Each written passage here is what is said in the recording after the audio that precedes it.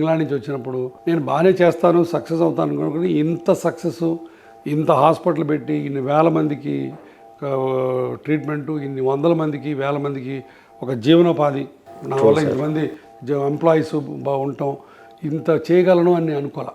అది దేవుడిచ్చిన అదృష్టం, దేవుడిచ్చిన వరం. మొదలుపెట్టిన రోజు ఏమనుకొని మొదలుపెట్టారు సార్? ఏమనుకోలేదు, నలుగురికి మంచి చేద్దాం, మంచి హాస్పిటల్ కడదాం అన్న ఒక ఉద్దేశంతో నిజంగా ఈ సన్షైన్ హాస్పిటల్ మొదలు పెడదాం అనుకున్నప్పుడు నా బ్యాంకులో బ్యాలెన్స్ ₹1,00,000 ఉంది అంతే.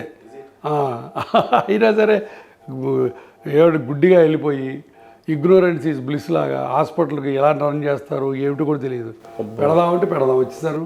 వరప్రసాద్ రెడ్డి గారు శాంత బయోటెక్ చైర్మన్ దగ్గరికి వెళ్ళాను. ఆయన ₹1,00,00,000 షేర్ మనీగా ఇచ్చాడు. అట్లానే మోహన్ రామకృష్ణ అని మా చైర్మన్ గారు అమెరికాలో ఉంటారు, ఆయనకి ఇచ్చారు. పివిఎస్ రాజు గారు, అట్లా అందరూ లైక్ మైండెడ్ పీపుల్ నా మీద ధైర్యం, నా మీద నమ్మకంతో డబ్బులు పెట్టారు. మళ్ళీ మా డబ్బులు ఎప్పుడు వస్తాయని కూడా అడగల. సో అంత నమ్మకం, ఆ ఇదితోటి, ఆ పాజిటివ్ థాట్తో పెట్టాం. అందుకని హాస్పిటల్ కూడా బాగా రన్ అయ్యింది. ఎంతమందితో స్టార్ట్ చేశారు సార్ అప్పుడు? అంటే షేర్ హోల్డర్స్ ఓన్లీ మొదట్లో వరప్రసాద్ రెడ్డి గారు అండ్ మోహన్ రామకృష్ణ, పివిఎస్ రాజు గారు, తర్వాత కొంతమంది కలిశారు. ఎలా కన్విన్స్ చేశారు మీరు? నేను చెప్పాను ఇట్లా అన్నారు వాళ్ళు, ఓకే గోడ్ మేము ఉన్నాం వెనకాలన్నారు. ఈ రోజు అంటే ఇంత నేమ్ ఉంది సార్, నిజంగా గురువారెడ్డి అని అంటే one of the best surgeon పేరు ఉంటుంది. బట్ ఆ రోజు అని అంటే జస్ట్ డాక్టర్ బయట కంట్రీ నుంచి వచ్చాడు, మీ థాట్ ప్రాసెస్ మాత్రం పేపర్ మీద ఉంటుంది, జస్ట్ మిమ్మల్ని మాత్రమే నమ్మాలి. ఎలా సాధ్యమైంది? అది వాళ్ళని అడగాలి, అంటే ఏం లేదు, వాళ్ళకి నా మీద నమ్మకం ఏంటంటే గురువారెడ్డి చేస్తాడు, చేయగలడు. అప్పటికే కొంత అపోలో హాస్పిటల్లో 5 years అయింది, కిమ్స్లో కొన్నాళ్ళు అయింది కాబట్టి కొంత ట్రాక్ రికార్డు ఉంది, తను చేయగలడు అన్న ఒక ధైర్యం వాళ్ళకు ఉంది.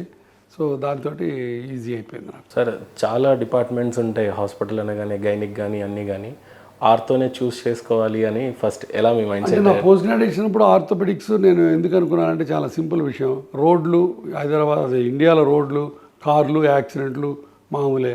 ఆ ఉన్నంతకాలం మనకి యాక్సిడెంట్ కేసులు వస్తాయి, సో మనకి జీవనోపాధి ఉంటుంది అని గ్యారంటీ అని నన్ను నమ్మినోడిని. అందుకని అది అతిపించికేలేదు.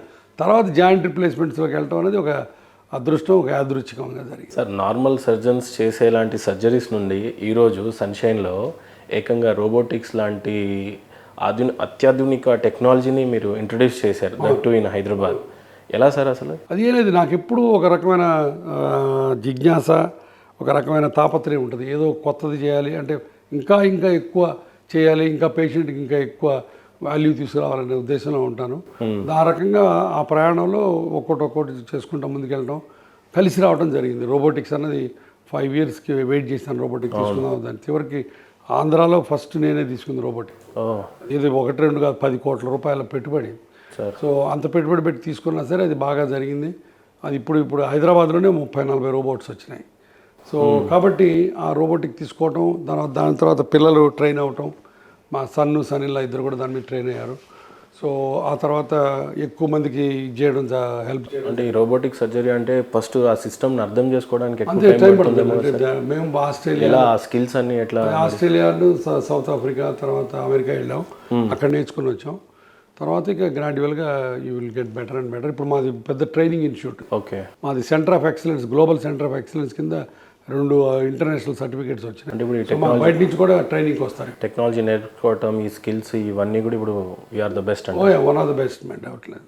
ఎందుకంటే మా దగ్గర ట్రైన్ అయిన వాళ్ళు 20 members ఉన్నారు, all of them are certified trainers. అంటే నార్మల్ సర్జరీకి రోబోటిక్ సర్జరీకి ఉన్న డిఫరెన్స్? రోబోటిక్ సర్జరీలో 2-3 ఉపయోగాలు ఉంటాయి. నెంబర్ 1, కొంత నొప్పి తక్కువ ఉంటుంది ఇమీడియట్ పోస్ట్ ఆప్లో, ఎందుకంటే ఎక్కువ కటింగ్ ఉండదు, కటింగ్ తక్కువ ఉంటుంది కాబట్టి ఇన్ఫ్లమేటరీ మార్కర్స్ తక్కువ ఉంటాయి, కాబట్టి ఇమీడియట్ పోస్ట్ ఆపరేటివ్ పీరియడ్లో నొప్పి తక్కువ ఉంటుంది.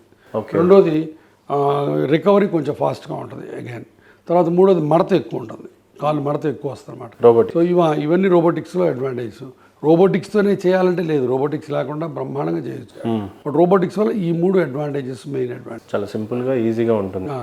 డెఫినెట్గా టార్గెట్ మనం ఏదనుకుంటే అది కరెక్ట్గా ఇంత కట్ చేయాలి, ఇంత కట్ చేయాలి. తర్వాత మూడోది ఏంటంటే, ఇప్పుడు పాత రోజుల్లో మెకానికల్ అలైన్మెంట్ అని చెప్పి కరెక్ట్గా గీత గీసినట్టు భూమికి ప్యారలల్గా జాయింట్ లైన్ ఉండాలని చెప్పి ఒక పద్ధతి ఉంది. ఓకే, బట్ ఇప్పుడు అది కాక వేరే ఆల్టర్నేటివ్ అలైన్మెంట్స్, అంటే కాలు కొంత వంకర కూడా ఉండాలి, 5 degrees లోపలికి కట్ చేయాలి అని కొన్ని కాన్సెప్ట్స్ వచ్చినాయి.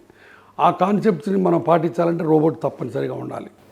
పాత రోజుల్లో ఓన్లీ ప్యారలల్గా కట్ చేసే పద్ధతి ఉండేది. ఇప్పుడు వేరే రకంగా కట్ చేయాలంటే రోబోట్ తోటి స్క్రీన్ మీద మనకి నెంబర్లు కనపడాలి. Okay. So alternative alignment strategies మనకి వీలవుతుంది. రోబోటిక్స్ ఇవి అని అంటే ఇదో పెద్ద ఇన్వెస్ట్మెంట్. సర్జరీ అని అంటేనేమో వాళ్ళు ఎంత తక్కువకైతే బాగుంటుంది అని పేషెంట్ పాయింట్ ఆఫ్ వ్యూ ఉంటుంది. ఈ రెండింటిని ఎలా మ్యాచ్ చేస్తారు? అది ఎలా సమన్వయం చేసిన ఇప్పుడు రోబోట్కి కొంత ఎక్స్ట్రా డబ్బులు పే చేయక తప్పట్లేదు పేషెంట్లు. బట్ వాళ్ళు అర్థం చేసుకొని రోబోట్ వల్ల బాగానే జరుగుతుంది అనే నమ్మకం ఉన్నోళ్ళు రోబోట్ అడుగుతున్నారు. కొంతమంది వచ్చి మాకు లేటెస్ట్ కాన్సెప్ట్ చేయండి, మేము డబ్బులు పెట్టడానికి రెడీ అంటున్నారు. ఓకే. కొంతమంది ఏమో వద్దులేండి మాకు ఓల్డ్దే చేయండి అని కొంతమంది అంటున్నారు. ఇప్పుడు రఫ్గా నా ప్రాక్టీస్లో 60-40 అంటే 60% పీపుల్ రోబోట్ కావాలంటున్నారు, 40 మంది మేము మామూలుగా చేయించుకుంటా ఉంటున్నారు. మేము ఎవరిని ఫోర్స్ చేయము, ప్రెస్ చేయము. ఇంకొకటి రోబోట్తో చేయించుకుంటేనే బాగా వస్తుంది, వేరేది లేదని చెప్పను నేను. రెండు చెప్తాను, అమ్మ నీకు ఏది చేత చేద్దామని చెప్తాను నేను. సో అది ఇంపార్టెంట్ పాయింట్. బేసిక్గా ఏది బాగుంటుంది సార్? అంటే డాక్టర్ చేస్తున్న నార్మల్ సర్జికల్ చెప్పాను కదా, రోబోట్ వల్ల కొంత మార్జినల్ అడ్వాంటేజ్ ఉంది. Okay. పెద్ద భయంకరమైన అడ్వాంటేజ్ దాంతో చేయాలన్నది లేదు. Okay. మార్జినల్ అడ్వాంటేజ్ ఉంది. ఆ మార్జినల్ అడ్వాంటేజ్ డెఫినెట్గా తీసుకోగలిగిన వాళ్ళు కొంతమంది ఉన్నారు. వాళ్ళు డెఫినెట్గా ఇమీడియట్ పోస్ట్ ఆపరేటివ్ పెయిన్ తక్కువ ఉంటుంది. పెయిన్ తక్కువ ఉన్నప్పుడు రికవరీ ఫాస్ట్గా అనిపిస్తుంది.